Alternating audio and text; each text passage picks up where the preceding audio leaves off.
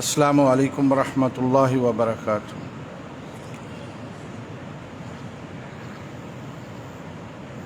بسم اللہ الرحمن الرحیم،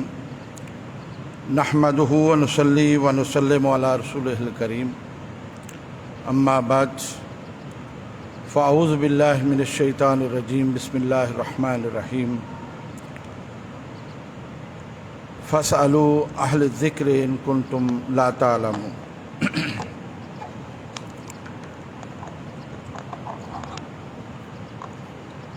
ٹھیک،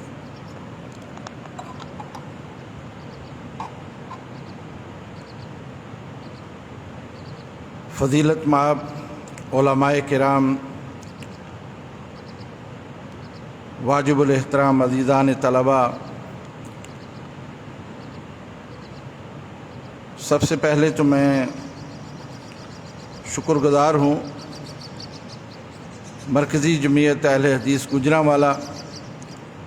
اور جامعہ محمدیہ کے منتظمین کا، جنہوں نے یہ بہت ہی ایک اچھا پروگرام ترتیب دیا ہے اور طلباء کی تعلیم کے ساتھ ساتھ عمدہ تربیت کا بھی سوچا ہے۔ اس کے ساتھ ہی میں شکریہ ادا کرتا ہوں اپنے ان تمام بہی خواہوں کا، اپنے دوستوں کا، اپنے ان بھائیوں کا جنہوں نے یہ اعتماد کیا اور میرے بارے میں جو حسن اعتماد کیا ہے اس پر بھی میں ان کا شکر گزار ہوں۔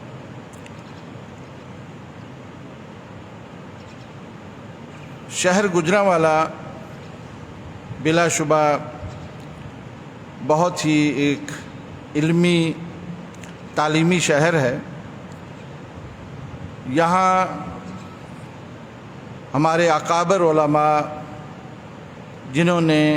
بہت ہی زیادہ محنت کر کے اس شہر کی تقدیر بدلی ہے اور خاص طور پر کتاب و سنت کی ترویج کے لیے ان کی خدمات لازوال ہیں۔ ایک لمبی فہرست جس کا تذکرہ ابھی مجھ سے پیشتر مولانا ابرار صاحب فرما رہے تھے، وہ شخصیات جنہوں نے اس شہر میں تبلیغی، دعوتی، اصلاحی اور تعلیمی کام کر کے بہت ہی عمدہ ایک ماحول پیدا کیا ہے، اور اللہ کا یہ شکر بھی ہم ادا کرتے ہیں کہ ان کے جانشین اور ان کی مسند پر رونق افروز ہونے والے ہمارے یہ جتنے بھی علماء ہیں، انہوں نے بھی اس لاج کو اسی طرح سے رکھا ہے اور اس کام کو مسلسل آگے بڑھاتے چلے جا رہے ہیں۔ میں ان تمام حضرات کو خراج تحسین پیش کرتا ہوں اور اپنے اسلاف کے لیے دعا گو ہوں اللہ رب العزت ان سب کو جنت الفردوس میں اعلیٰ مقام عطا فرمائے اور ان حضرات کی ان کوششوں کو قبول فرمائے۔ یہاں اس وقت بھی میرے درمیان جو شخصیات موجود ہیں، ان کے ہوتے ہوئے کسی اور جگہ سے کسی کو بلا کے کوئی گفتگو کروانا کوئی لازمی نہیں تھا۔ میں خود ان کا محتاج رہتا ہوں اور ان کو گاہے بگاہے تکلیف دیتا ہوں۔ یہ جامعہ سلفیہ میں قدم رنجہ فرماتے ہیں اور طلباء سے مخاطب ہوتے ہیں۔ آج بھی اس ضرورت کو وہ بہت احسن طریقے سے پورا کر سکتے ہیں۔ جہاں تک تعلق ہے موضوع کا کہ دینی مدارس کے طلباء کی ذمہ داریاں کیا ہیں، تو ایک جملے میں تو ہم کہہ سکتے ہیں کہ ان کو پڑھنا چاہیے۔ حقیقت یہ ہے کہ ماہرین تعلیم اور اہل علم طلباء کی ذمہ داریوں کے حوالے سے ایک لمبی فہرست مرتب کیے بیٹھے ہیں کہ ان کے کون کون سے کام ہیں جو انہیں سر انجام دینے چاہیے، لیکن حالات و واقعات اور موجودہ جو ماحول پیدا ہوا ہے اس تناظر میں اگر ہم دیکھیں تو ہماری ذمہ داریاں پہلے سے کہیں بڑھ گئی۔ مجھے پاکستان کے مختلف شہروں میں علاقوں میں جانے کا اتفاق ہوتا ہے۔ بحیثیت ایک ذمہ دار کے وہاں کے علماء سے ملاقات ہوتی ہے، طلباء سے بھی ملاقات ہوتی ہے، بہت ساری ایسی چیزیں دیکھنے کو ملتی ہیں، مشاہدے میں آتی ہیں، اور وہاں بھی گزارشات کی جاتی ہیں۔ انہی باتوں کے تناظر میں میں آپ سے بھی دو چند باتیں کرنے کی جسارت کرتا ہوں۔ بحیثیت اہل حدیث پاکستان میں جہاں کہیں بھی لوگ موجود ہیں، تاجر ہیں، ذمہ دار ہیں، ملازم ہیں، سرکاری عہدوں پہ فائز ہیں، ان کے حالات تو بہت بہتر ہیں۔ دولت کی ریل پیل بھی ہے، بہت سارے وسائل ان کے پاس موجود ہیں۔ محترم ڈاکٹر صاحب تشریف لائے ہیں، انہیں خوش آمدید کہتے ہیں۔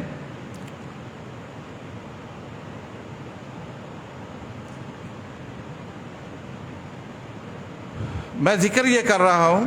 کہ بحیثیت اہل حدیث تاجر، ذمہ دار، کاروباری حضرات،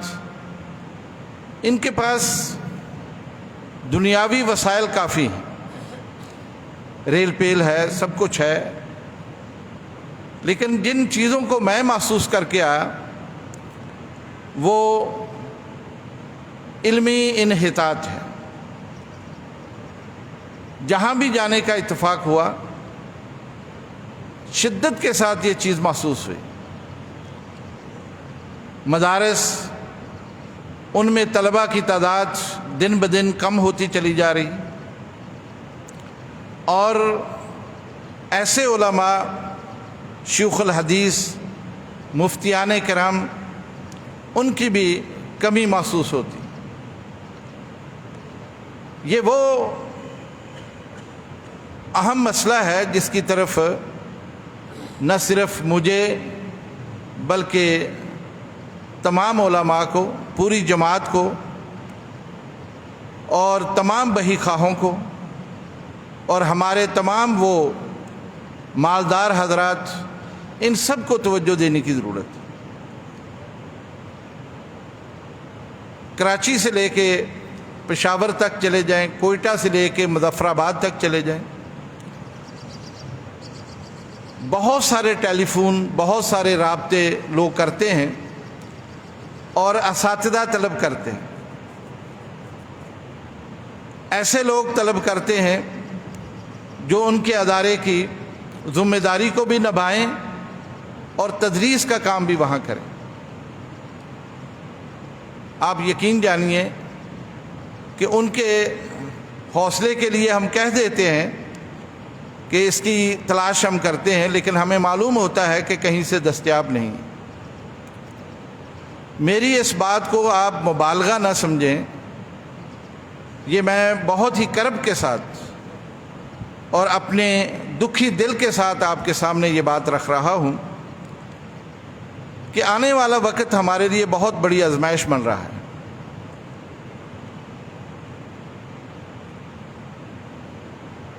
یہ خوش کن بات تو ہوگی کہ جماعت میں نوجوان کافی حد تک دینی تعلیم کی طرف متوجہ ہوں گے اور پڑھ چکے ہیں، اور مختلف مقامات پر وہ خدمات بھی سر انجام دیتے ہیں، خطیب بھی ہیں، مدرس بھی ہیں، اور بہت سارے میدانوں میں وہ کام بھی کر رہے ہیں، لیکن یہ آٹے میں نمک کے برابر ہے۔ جس چیز کی ہمیں ضرورت تھی اس طرف ذرا بھی ہمارا دھیان نہیں جاتا ہے۔ ایسے ادارے بھی میری نظر سے گزرے کہ جہاں تعلیم کا سلسلہ صبح چلتا ہے اور 10 بجے ختم ہو جاتا ہے، اور باقی وقت طلبہ بازاروں میں گھومتے ہیں۔ ایسے ادارے بھی میں نے دیکھے کہ جہاں تعلیمی سلسلہ ظہر تک چلتا ہے اور اس کے بعد طلبہ فارغ ہیں، اساتذہ ذرا بھی اس میں کوئی اپنی ذمہ داری نہیں سمجھتے، اور انتظامیہ یہ سمجھتی ہے کہ ہم خرچ کر کے انتظامات کر کے فارغ ہو گئے، اور طلبہ لاوارث ہو کے اپنا وقت گلیوں میں بازاروں میں ضائع کر رہے ہیں۔ پھر اس سے بڑھ کر وہ طلبہ جو پڑھتے بھی ہیں، جہاں کچھ انتظامات بھی ہیں، تو آج کل کے حالات نے ترجیحات بدل دی ہیں، طلبہ کی ترجیحات کچھ اور ہو گئی۔ وہ اپنی اس ذمہ داری سے، جس ذمہ داری کو وہ لے کے گھر سے نکلے تھے، اور کسی بھی ادارے میں داخلے کے وقت جو فارم وہ پر کرتے ہیں، اس میں جو قواعد و ضوابط لکھے ہوتے ہیں، جن کو وہ پڑھ بھی لیتے ہیں، جس کا وہ عہد بھی کر لیتے ہیں، اس کی پاسداری نہیں کرتے۔ نتیجہ یہ ہے کہ وہ رسوخ، علمی پختگی وہ پیدا ہی نہیں ہوتی۔ محض امتحانات کو پاس کر لینا یا کوئی سند یا ڈگری حاصل کر لینا، یہ ہمارا مطمع نظر ہے ہی نہیں۔ ہمارا ہرگز یہ مطلب نہیں تھا کہ ہم اپنے طلبہ کے اندر یہ رجحان پیدا کر دیں۔ ہماری ضرورت تو وہ علم تھا جس کے ذریعے سے ہم لوگوں کی صحیح رہنمائی کرتے اور انہیں صحیح کتاب و سنت کا منہج ان کے سامنے رکھتے۔ لیکن میں صرف طلبہ کو نہیں، اپنے آپ کو بھی اس میں مجرم سمجھتا ہوں کہ ہم نے بھی وہ کردار ادا نہیں کیا جو کرنا چاہیے تھا۔ عام طور پر کتابیں پڑھی جاتی ہیں، نصابی کتابیں تو محض ایک اصول کے طور پر سامنے رکھتے ہیں، جس کے ذریعے سے آپ کسی بھی فن کو سیکھ سکتے ہیں، لیکن جب تک منتہی طلبہ خاص طور پر خارجی مطالعہ نہیں کرتے ہیں، وہ نصاب ان کا معاون نہیں بن سکتا۔ آج نصاب کی کتابیں بھی پڑھنا ہمارے لیے گراں ہیں، بہت مشکل بنا ہوا ہے۔ کلاسوں میں موجود ہیں، ان کی روح غائب ہے۔ طلبہ کلاس میں موجود ہیں لیکن توجہ کسی اور طرف ہے۔ اساتذہ پوری محنت کے ساتھ اور پوری توجہ کے ساتھ نفس مضمون سمجھا رہے ہوتے ہیں، لیکن طلبہ کسی اور وادی میں گھوم رہے ہوتے ہیں۔ نصاب بھی پڑھنا ان کے لیے بہت مشکل بنا ہوا ہے، اور وہ وقت جو کلاس میں وہ گزارتے ہیں، وہ بھی ان کے لیے ایک امتحان ہوتا ہے۔ اور اس کا جائزہ ایک جگہ نہیں، کئی جگہوں پر ہم نے لیا ہے، اور اس چیز کو ہم نے محسوس کیا۔ مسائل جہاں طلبہ کو توجہ دلانے کے ہیں، ان میں دلچسپی پیدا کرنے کے ہیں، ان کی توجہ حاصل کرنے کے لیے کچھ ایسے پروگرام وہاں کرنے کے ہیں، وہ اپنی جگہ پر ہے، لیکن اس سے بڑھ کر اب ضرورت یہ محسوس ہو رہی ہے کہ ہم ان کا کوئی نفسیاتی علاج بھی کریں، نفسیاتی علاج بھی ان کا کچھ کریں۔ آپ یقین جانیے، یہاں میرے تمام محترم بزرگ اکابر موجود ہیں۔ چند دن پہلے کی بات ہے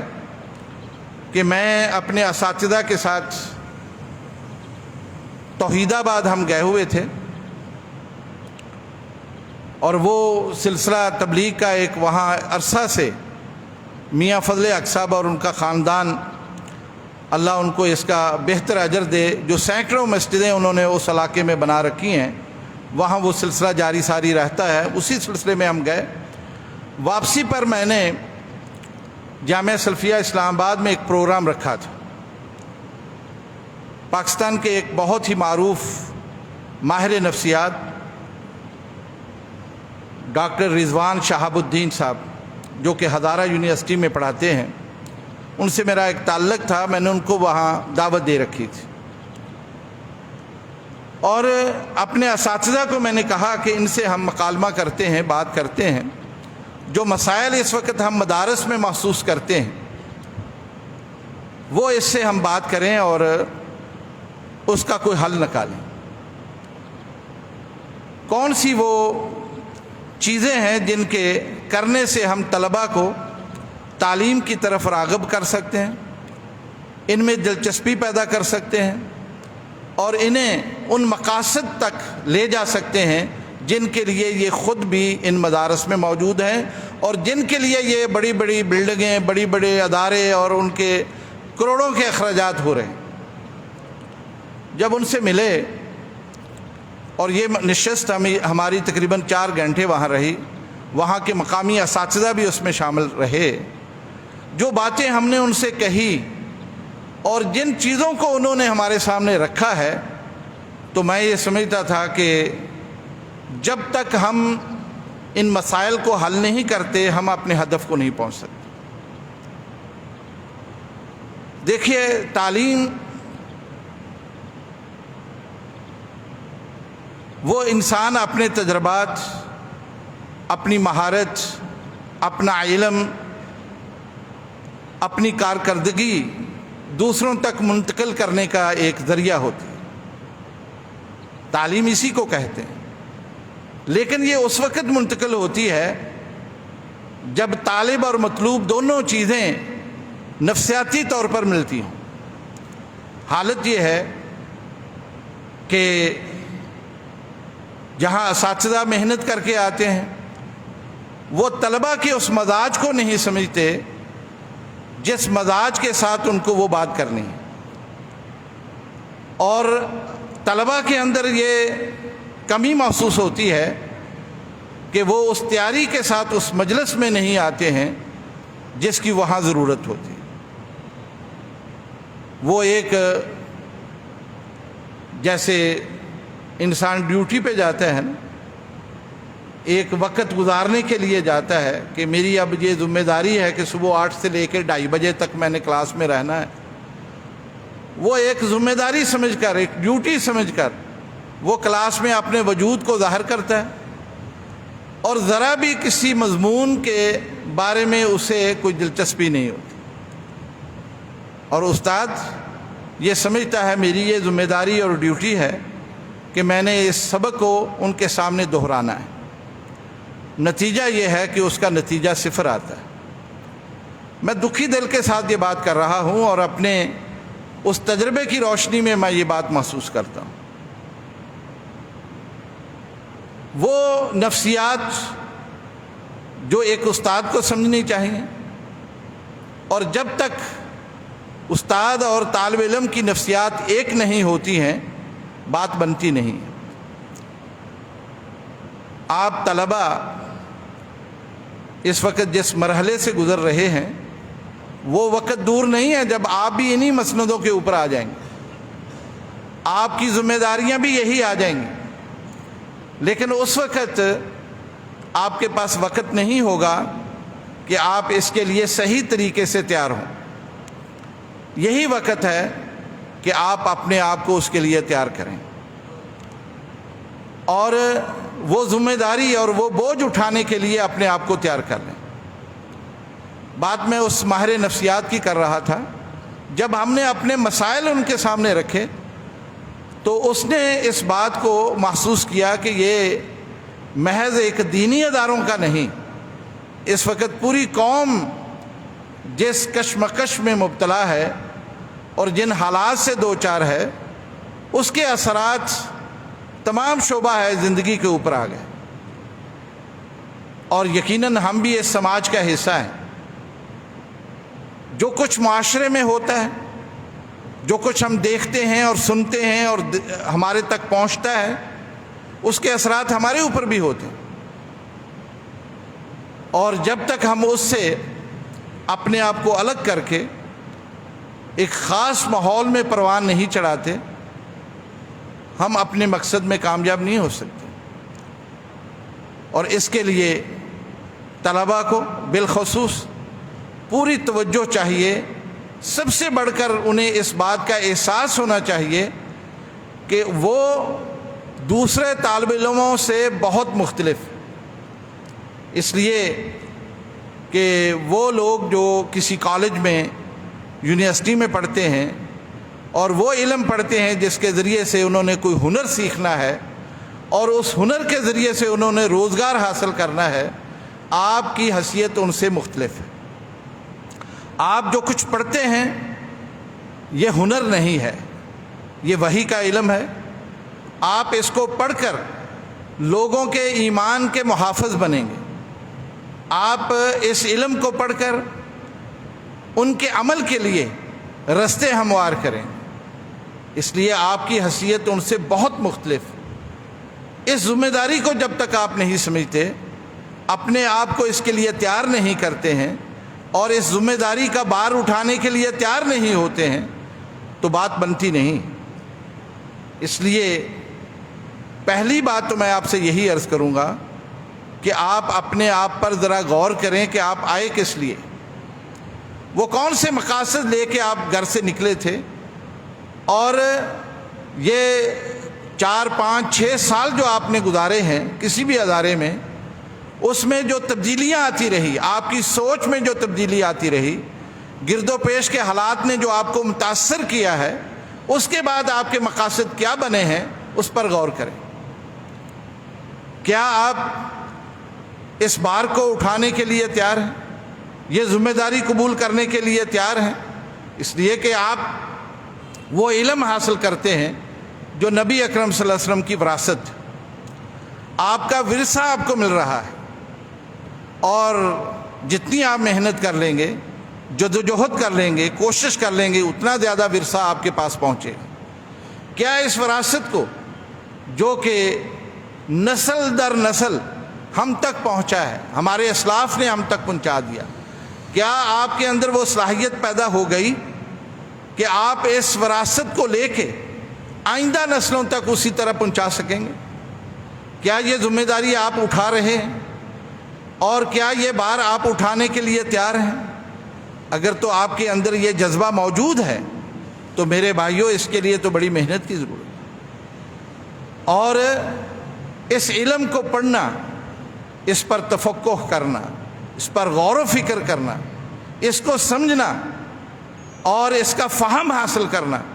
پھر اس کی صحیح تعبیر کرنا، یہ وہ اہم مرحلہ ہے جہاں آ کے بہت سارے لوگ غلطیاں کرتے ہیں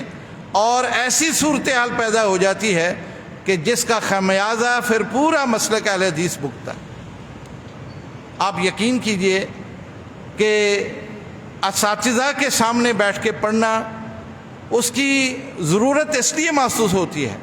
کہ ہر شخص سوچنے سمجھنے کی صلاحیت تو رکھتا ہے۔ آج جتنی بھی کتابیں نصاب میں موجود ہیں، اس کے اردو ایڈیشن موجود ہیں، آپ اردو سے بھی پڑھ سکتے ہیں، لیکن وہاں جو پڑھ کر آپ سمجھیں گے، کیا وہی دین کی منشا ہے؟ سوچنے کی بات ہے، کیا دین کا منشا وہی ہے جو آپ نے سمجھا؟ اس کی توثیق استاد ہمیشہ کرتے ہیں، اس لیے کلاس میں جا کے اور باخبر ہو کے جیتے جاگتے استاد کی بات سننی چاہیے۔ اگر آپ کے ذہن میں کوئی ایسی تعبیر موجود ہے جو خود آپ نے کی ہے،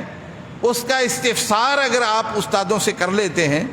اور وہ تعبیر وہی بنتی ہے جو آپ نے سوچی ہے، تو یہ بہت ہی مبارک قدم ہوتا ہے۔ لیکن اگر ایسا نہیں ہے، استاد آپ کی تصحیح کرتا ہے، اور میں یہ سمجھتا ہوں آج ہمارے گرد و پیش میں ایک ہیجانی کیفیت بنی ہوئی ہے۔ میں ان باتوں کی طرف نہیں جاتا جن کی طرف بہت سارے ہمارے بزرگوں نے بڑی اچھی وضاحتیں بھی کر دی ہیں، اور جس طرح سے ہمارے واعظین اور خطباء نے ماحول کے اندر ایک بہت ہی سختی سی پیدا کر دی ہے اور اعصابی تناؤ پیدا کر دیا ہے، اس سے بچنے کی ضرورت ہے۔ اور اس کی ایک وجہ صرف یہی ہے کہ جو کچھ وہ پڑھتے ہیں، جو سمجھتے ہیں، اس کی صحیح تعبیر نہیں۔ قرآن اور حدیث کی صحیح تعبیر جس شخص کو آ گئی آپ یقین جانیے وہ کامیاب ہو گئے. اور اسی کے لیے یہ مدارس موجود ہیں، اسی کے لیے یہ اساتذہ موجود ہیں، اسی کے لیے تعلیم کا یہ اہتمام موجود ہے. ورنہ تو آپ دیکھیے بہت سارے ایسے لوگ بھی ہم نے دیکھے ہیں جنہوں نے اپنے مطالعے کے زور پر بہت کچھ کہا ہے، لکھا ہے، لیکن ایک زمانہ جانتا ہے کہ کہاں کہاں انہوں نے غلطیاں کی ہیں. اس لیے میرے عزیزو اس بات کو ذہن میں رکھیں کہ آپ جن اداروں کے اندر آئے ہیں آپ کی اولین ذمہ داری یہی بنتی ہے کہ اساتذہ سے قربت رکھ کے، قریب ہو کے ان سے فہم حاصل کریں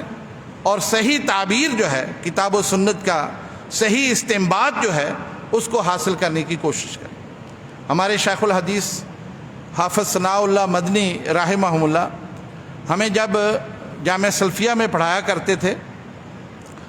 اور ابو داؤد شریف وہ پڑھاتے تھے، ان کی عادت تھی کہ پورا سبق 1 گھنٹے کا پیریڈ ہوتا تھا، سبق پڑھانے کے بعد چند احادیث ہمیں دیتے اور یہ کہا کرتے تھے کہ بھئی اس حدیث سے کیا کیا مسائل مستنبط ہوتے ہیں وہ کاپیوں پر لکھ کر لائیں، لیکن ایک دوسرے کی نقل نہ کریں. ان کا مقصد یہ ہوتا تھا کیا حدیث سے استنباط کا ملکہ ان بچوں میں پیدا ہوا یا نہیں ہوا، اور یہ چیزیں وہ دوسرے دن ضرور چیک کرتے، دیکھتے. اگر کہیں غلطی ہوتی تو اس کی تصحیح کرتے، اگر کوئی صحیح ہوتی تو اس کی حوصلہ افزائی کرتے. آپ یقین کریں یہ ایسی مشق تھی کہ اس میں دلچسپی بھی بڑی ہوتی تھی اور ہم ایک دوسرے سے تنافس کرتے کہ میں نے اس حدیث سے کتنے مسائل استنباط کیے، اور یہ سلسلہ پورا سال چلتا تھا. لیکن آج ایسی کیفیت نہیں ہے، ہماری مصروفیات کچھ اور بن گئی اور اس طرف ذرا بھی ہماری توجہ نہیں. یہی حال قرآن حکیم میں تدبر کا ہے. قرآن حکیم کا سادہ ترجمہ پڑھ لینا یا نصابی تفسیریں پڑھ لینا، جلالین پڑھ لی ہے، بیضاوی پڑھ لی، فتح القدیر پڑھ لی ہے یا ابن کثیر پڑھ لی ہے، اور از خود ان آیات پر جو احکامات کی ہیں، نواہی کی ہیں، یا بہت ساری اور جن میں تدبر کا حکم دیا گیا ہے، کیا ہم نے کبھی کوشش کی ہے کہ اس پر ہم بھی اپنی کوئی رائے قائم کر کے دیکھیں؟ کیا ہم صاحب رائے قائم کر رہے ہیں؟ کیا ہمارے ذہن میں بھی کوئی صحیح بات آ رہی ہے؟ یہ ساری باتیں بہت ہی ضروری تھی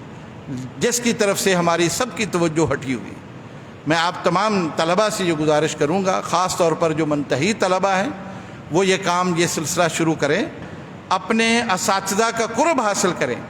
بڑے اساتذہ کی صحبت میں بیٹھیں اور یہ ملکہ اپنے اندر پیدا کرنے کی کوشش کریں. دوسری بات میں جو محسوس کرتا ہوں وہ فتویٰ ہے. ہمارے ہاں مدارس میں یقیناً ایسے اساتذہ جو بڑے منصب کے اوپر بھی ہوتے ہیں، بڑے استاد ہوتے ہیں، وہی یہ ذمہ داری نبھاتے ہیں اور اس ادارے کی طرف سے فتویٰ بھی وہی صادر کرتے ہیں. لیکن معاشرے میں جو پھیلے ہوئے لوگ ہیں وہ سارے مدرسے تک نہیں پہنچتے. کوئی مسجد تک ہے، کوئی آپ کے وعظ کے بعد آپ تک پہنچتا ہے، کہیں آپ تقریر کے لیے گئے تو آپ تک پہنچتا ہے اور آپ سے وہ مسئلے دریافت کرتے ہیں. کیا آپ کے اندر وہ صلاحیت موجود ہے کہ کوئی شخص آپ سے طلاق کے مسئلے پوچھتا ہے، خلا کے مسئلے پوچھتا ہے، کاروباری مسائل پوچھتا ہے، اقتصادیات کے مسائل پوچھتا ہے، ربا کے بارے میں پوچھتا ہے، اور اسی طرح سے بہت سارے اور مسائل ہیں جو سماج میں اس وقت پائے جاتے ہیں؟ کیا آپ کے اندر وہ صلاحیت موجود ہے کہ آپ ان کی وضاحت اور توضیح کر سکیں؟ میرے بھائیوں، یہ اس قدر اس مسئلے سے ہماری توجہ ہٹی ہوئی ہے کہ ہم نہ کرنا تو اپنی توہین سمجھتے ہیں نا، کہ ہم کسی کو یہ کہہ دیں کہ مجھے نہیں آتا، یہ تو ممکن نہیں ہے. ہم ضرور کوئی نہ کوئی مسئلہ تو بیان کریں گے، لیکن یاد رکھیں آپ کے بیان کردہ مسئلے پر اگر وہ عمل کرتا ہے اور وہ اگر صحیح نہیں ہے، آپ کسی حرام کو حلال کر رہے ہیں تو ذمہ دار تو آپ ہی بنتے ہیں. تو اس لیے یہ بہت نازک مسئلہ ہے، اس طرف توجہ دینے کی ضرورت ہے. اور حیران کن بات یہی ہے کہ پورے پاکستان کے مدارس میں اللہ ماشاءاللہ اب آ کے کچھ توجہ ہوئی ہے، وہ بھی 1-2 جگہ پر، کہ تخصص ہو، جس میں طلبہ شامل ہو کے فقہ میں تخصص کر لیں، افتاء میں تخصص کر لیں، حدیث میں کر لیں، تفسیر میں وہ تخصص کر لیں، تاکہ ان کے اندر وہ صلاحیت اور وہ ملکہ پیدا ہو جائے کہ وہ جا کے سماج میں کوئی کردار ادا کر سکے۔ پورے پاکستان میں کسی بھی ادارے کے اندر یہ تخصص نہیں۔ میں یہاں اپنے ان تمام بہی خواہوں سے جو اس وقت میرے اکابر یہاں موجود ہیں، ان کی خدمت میں بھی گزارش کروں گا کہ گوجرانوالا شہر بہت ہی ایک درخیز شہر ہے، بہت شاندار شہر ہے، اور اس کا ماضی بڑا تابناک ہے۔ یہاں کے اکابر علماء نے یہ کردار بہت شاندار طریقے سے ادا کیا۔ تو میری آپ سے بڑی ہی درد مندی کے ساتھ یہ گزارش ہے کہ آپ بھی تخصص کا کوئی ایسا شعبہ یہاں کسی بھی ادارے میں قائم کریں، اور ان طلباء کو جو فارغ التحصیل ہو جاتے ہیں کم از کم 1 سال کے لیے ان کو اس میں لگائیں اور ان میں وہ مہارت پیدا کر دیں کہ یہ ہماری اس کمی کو پورا کر سکیں۔ اس کے ساتھ یہ بات بھی ہم محسوس کرتے ہیں کہ وہ ادارے جو ہمارے پورے پاکستان میں پھیلے ہوئے ہیں انہیں منتظمین کی ضرورت ہوتی ہے، ایسے رجال کار کی ضرورت ہوتی ہے جو تدریس کے ساتھ اس کا انتظام و انصرام بھی کر لیں۔ میرے پاس بے شمار لوگ رابطے کرتے ہیں کہ کوئی ایسا شخص ہمیں دے دو جو ادارے میں تدریس کے ساتھ انتظامیہ کا مسئلہ بھی حل کر دے، لیکن سچی بات یہی ہے جب ہم گرد و پیش پر نظر دوڑاتے ہیں تو بڑی مایوسی ہوتی ہے۔ آپ یہ کام دوران تدریس جب پڑھتے ہیں، آپ بطور طالب علم جب ہوتے ہیں، یہ کام سیکھ سکتے ہیں، ادارے کے ساتھ آپ منسلک ہو سکتے ہیں، ان شخصیات کے ساتھ جو انتظامی امور سر انجام دیتے ہیں ان کا قرب حاصل کر کے یہ سارے کام آپ سیکھ سکتے ہیں۔ میرے بھائیوں، یہ ادارے ہم نے ہی چلانے، ہماری ہی یہ ذمہ داری بنتی ہے۔ ہمارے ہاں یہ ماحول ہے کہ کوئی استاد منتظم ہو تو وہ کامیاب ہوتا ہے، اگر منتظم استاد نہیں ہے طلبہ اس کو قبول نہیں کرتے۔ نتیجہ یہ ہے کہ ان اداروں کے اندر ہم نے دیکھا ہمیشہ چپلس رہی، ہمیشہ وہاں مسائل کھڑے رہے۔ اس لیے اگر ایسا آدمی جو مدرس بھی ہو اور انتظامی صلاحیت بھی رکھتا ہو، وہ اس ادارے کو 4 چاند لگا دیتا ہے۔ اس کی طرف بھی آپ توجہ دیں، اور یہ کام منتہی طلباء کو ضرور کرنا چاہیے۔ اور یہاں جو محترم حضرات موجود ہیں میں ان سے بھی عرض کروں گا کہ ان طلباء سے اس طرح کے کام لیا کریں، ان کو ادارے میں ایسی ذمہ داریاں دیں تاکہ وہ یہ کام سیکھ سکیں۔ طلباء کی نگرانی کا کام ہو، آخری طلباء کو ان کی نمازوں کے اوپر ڈیوٹی لگا دیں، مطالعے کے اوپر ڈیوٹی لگا دیں، جو ہفتہ وار پروگرام ان کے ہوتے ہیں، اسبوعی اجلاس ہوتے ہیں، ان پر ان کی ذمہ داری لگا دیں تاکہ یہ کام سیکھ سکیں اور آئندہ زندگی کے اندر جا کے اس کام کو بہتر طریقے سے کر سکیں۔ حضرات گرامی، سچی بات یہی ہے کہ ہم اس وقت بہت ہی زیادہ مسائل میں گرے ہوئے ہیں، لیکن کوئی ایسی وجہ بھی نہیں ہے اگر ہم تھوڑی سی توجہ کر لیں اور مل جل کر ان مسائل کو حل کرنے کی کوشش کریں تو ہم اس خلا کو پورا کر سکتے ہیں۔ اور جو اس وقت لوگوں کی ضروریات ہیں، علمی سطح پر ان کی رہنمائی کرنے والے، صحیح کتاب و سنت کی ان کو تعلیم دینے والے، دعوت و اصلاح کرنے والے، وہ یقیناً پیدا ہو سکتے ہیں، لیکن اس کے لیے محنت اور آپ کا اخلاص، للہیت، اس کی اشد ضرورت ہے۔ یہ تو وہ تمام انتظامی تدریسی وہ ضروریات تھی جس کی طرف میں نے توجہ دلائی ہے۔ آخری بات میں یہ آپ سے عرض کرنا چاہتا ہوں کہ دینی طالب علم، اس میں روحانیت بھی ہونی چاہیے۔ جب تک اس میں روحانیت نہیں ہے یہ بات بنتی نہیں ہے، کیونکہ ہمارا جس شعبے سے تعلق ہے اس کی اساس اور بنیاد ہی روح ہے۔ جب روح پاکیزہ ہوگی، طاہر ہوگی، اس کا تزکیہ ہوگا اور وہ ایک اچھی فضا میں اس کی روح پرورش پا رہی ہوگی تو یقیناً پھر یہ کام بہت آسان ہوتا ہے۔ اللہ کے ساتھ تعلق، اللہ کے ساتھ قرب اور نبی اکرم صلی اللہ علیہ وسلم سے محبت، یہ 2 ایسی چیزیں ہیں کہ طالب علم کی زندگی میں ہونی چاہیے۔ آپ اپنی نمازوں کے ساتھ ساتھ قرآن حکیم کی کثرت کے ساتھ تلاوت اور رات کی تہجد کی نماز اس کا اہتمام ضرور کریں۔ اس سے انسان کے اندر الہیت بھی پیدا ہوتی ہے، روح تازہ ہوتی ہے، اور انسان کے اندر اللہ کی خشیت آتی ہے اور اللہ کا قرب حاصل ہوتا ہے، اور پھر اس کے کام میں خیر و برکت ہوتی ہے۔ اللہ اس کی اس قربانی کو قبول فرما کے لوگوں کے دلوں میں اس کی محبت پیدا کر دیتے، آپ کی بات میں تاثیر آ جاتی، آپ جو بات کریں گے وہ مؤثر ہو۔ اسی طرح رسول اللہ صلی اللہ علیہ وسلم سے محبت، آپ کا عمل وہ ہماری زندگی کا حصہ ہو اور اس کی روشنی میں اپنی زندگی کو بنانے کی کوشش کریں۔ جتنی زیادہ آپ کے اندر اللہ کے رسول کی محبت ہوگی، یہ علم اتنا ہی آپ کے اندر گہرائی کے ساتھ آ جائے گا اور آپ لوگوں کے لیے کارآمد بنیں گے، اور یقیناً انشاءاللہ دنیا میں بھی آپ سرخرو ہوں گے اور اس کا فائدہ آخرت کو بھی آپ کو ملے گا۔ میں نے جو کچھ کہا ہے اس میں اگر کوئی بات بہت اچھی ہے وہ اللہ کی جانب سے ہے، اگر کوئی کمی کوتاہی ہے تو وہ میری جانب سے ہے۔ دعا ہے اللہ رب العزت اس کو آپ کے دلوں میں مؤثر کرے، میں بھی اس پر عمل کروں، آپ بھی اس پر عمل کریں۔ اقول قولی ھذا استغفر اللہ لی ولکم۔